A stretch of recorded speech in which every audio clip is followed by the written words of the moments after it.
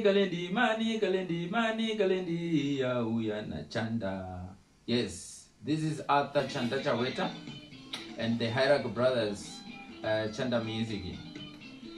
Ndokuchungamidza imhuri yeZimbabwe kwemativi mana enyika.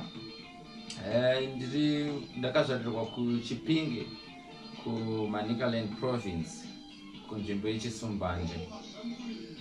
Ndakakura ndichifarirawo music yeSungura. Ndine vaimbi vandaifarira vaimba Sungura. Ndichikura kudaro zvinhu zvandakangoyemura nekuchiva kuti rimwe rezuva ndingadawo kuva muimbi. Ndakazonge ndine kachipo kekugona kukomboza music. Pese pandinenge ndichifamba zvangu ndaikwanisa kungokomboza music ndikakura ndichidaro.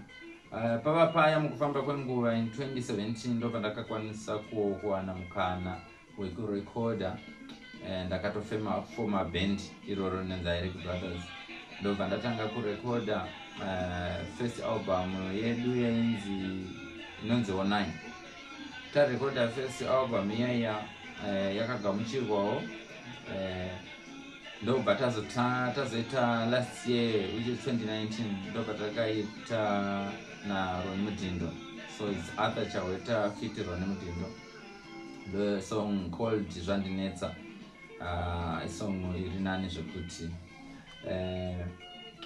saka ndoda kutendai vese vatsigiri veChanda Music vari all our social media platforms nevachange vachitibata vachange vachitijoina vachitifarira. Ndinokutendai chaizvo. Ndatenda hangu.